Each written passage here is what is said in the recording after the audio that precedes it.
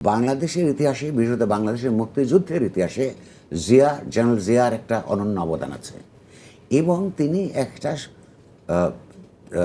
সামরিক অভ্যুত্থানের মধ্যে, ক্ষমতার মধ্যে অধিষ্ঠিত হলেও তিনি আপনার একটা একদলীয় রাজনৈতিক ব্যবস্থাকে ডিসম্যান্টেল করে বহুদলীয় ব্যবস্থা একটা প্রবর্তন করেছিলেন। অর্থাৎ খুবই ভেরি মাচ আপনার এই ধুলার ধরনের বাংলাদেশের মানুষের আপনার বহুদলীয় গণতন্ত্রের প্রতি যে বহু বছরের আকাঙ্ক্ষা, তার যে পাকিস্তানি জমানায় তার যে সংগ্রাম, সেই সংগ্রামের অনুবর্তী থেকে তিনি একটা কাজ করেছিলেন। এটা খুবই একজন রাজনীতিকের কাজ। তাকে কি একজন বুলু কি নাম বলেছিলেন, ওই নোয়াখালী অঞ্চলের এক ভদ্রলোক, কি নাম তার, খুব পাওয়ারফুল ছিলেন, আমি সরি আমার বরকতুল্লাহ বুলু সাহেব, তাকে উপস্থাপন করছেন একজন গণতন্ত্রপরায়ণ সেনাপতি বা রাজনীতিক হিসেবে না, সাম্প্রতিককালে দেখলাম ওনাকে করতেছেন আল্লাহর ওলি হিসেবে, প্রকাশ্যে বলেছেন উনি। অর্থাৎ একজন রাজনীতিককে, যিনি এই দেশের গণতন্ত্র প্রতিষ্ঠার জন্য কিছু উদ্যোগ গ্রহণ করেছিলেন, তার বিরুদ্ধে আমাদের তার রাজনীতির ব্যাপার সম্পর্কে আমাদের অনেক সমালোচনাও আছে, কিন্তু এইটা তো সত্যটা বহুদলীয় রাজনীতি করেছেন। আল্লাহর ওলি হিসাবে তিনি কাজ করেন নাই। তিনি খুব ধর্মপরায়ণ কিংবা ধর্মভিত্তিক রাজনীতির বিকাশের ক্ষেত্রে বিরাট কোনো অবদানের জন্য কোনো তৎপর ছিলেন না। তো এই বিএনপির বড় নেতারা যখন ওই নেতাকে একটা নতুন বয়ান তৈরি করতে চায় যে উনি আল্লাহর ওলি ছিলেন, অর্থাৎ উনি একটা ধর্মাশ্রয়ী রাজনীতি করেছেন, হ্যাঁ, এমনকি এখন যারা ধর্মাশ্রয়ী রাজনীতি করেন তাদের চাইতেও বড় ওলি ছিলেন। বিএনপির কোনো নেতা কি তাহলে দক্ষিণপন্থী রাজনীতিবিদদের দ্বারা প্রভাবিত? প্রভাবিত দক্ষিণপন্থী লোকের কোনো অভাব নাই, কিন্তু প্রশ্ন হচ্ছে আবার ওখানে প্রগতিশীল লোকজনও আছে। এভাবে এই রাজনৈতিক দলটার তৈরি হয়েছিল। আমার প্রশ্নটা হচ্ছে যে আপনি যে বলছেন যে আমাদের যে গণতান্ত্রিক ভাবনা, সেইটা ওখানে তাদের সঙ্গে আলাপ করলেই ওইটা তারা মানবেন কি না, এইটা আমরা নিশ্চিত করে বলতে পারি না।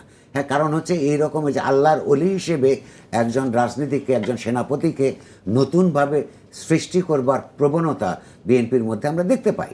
তো সেই ক্ষেত্রে আমরা যারা মনে করি, বা আপনি যা মনে করেন, বা যে কোনো মানুষ যা মনে করে দেশের জন্য যেটা মঙ্গল, এমনকি যারা ডানপন্থী চিন্তা করে, যার সঙ্গে আমার জীবনও মিলবে না, তারা যদি মানুষের সামনে দেশের মঙ্গলের জন্যে তার একটা কর্মসূচি নিয়ে এসে তাদের কথাটা ব্যাখ্যা করতে পারে, তো তারা করবে।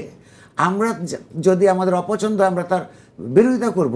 তবে একটা কথা আমি বলতে পারি, এই যে ডানপন্থীরা ধরুন আমাকে এইসব কথা বলছে বলে যে অশ্লীল ভাষায় গালিগালাজ দিচ্ছে আপনার টেলিভিশনের মধ্যে কথা বলার মধ্যে, তার মন্তব্যের মধ্যে, ও আরেকটা কথা আমি বলতে চাই, ধরুন আপনার অনুষ্ঠানের, যারা আপনার অনুষ্ঠান পছন্দ হয় না, আমি গতকাল আপনার এই অনুষ্ঠানে যেহেতু আমি আসবো এগুলি দেখতে গিয়ে যে এটার প্রতিক্রিয়া কী, কীভাবে মানুষ দেখে, আপনাকে রেপ করার হুমকি দিয়েছে।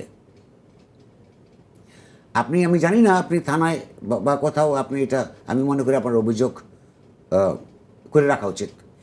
আপনাকে কেন রেপ করার হুমকি দিয়েছে? কারণ আপনার কথা, আপনার সঞ্চালনা, আপনার চিন্তার অভিমুখ কিছু লোকের পছন্দ হয় না, এবং তাদের কথাবার্তা থেকে বোঝা যায়। একজন বলেছে, আশা প্রকাশ করেছে যে আপনার ডানপন্থা বিরোধী আলাপের কারণে আপনাকে যাতে কেউ রেপ করে। এটা আপনি হয়তো লজ্জায় কিংবা আশঙ্কায় বলেন নাই, আপনার মাধ্যমে আমি মানুষের কাছে বলে দিতে চাই, আমাদের সমাজে অবস্থা এসে পৌঁছেছে।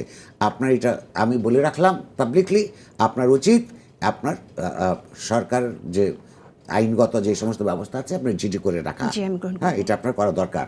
তো কিন্তু এই যে এই অবস্থায় গেল, আমি কথা দিচ্ছি, ডানপন্থী যারা আমাদেরকে হত্যা করতে চায়, আপনাকে রেপ করতে চায়, কিংবা হ্যাঁ আমাদেরকে অভিশাপ দেয়, আমার প্রয়াত পিতামাতার বিরুদ্ধে গালাগাল দেয়, আমরা সেইভাবে প্রতিক্রিয়া ব্যক্ত করব না।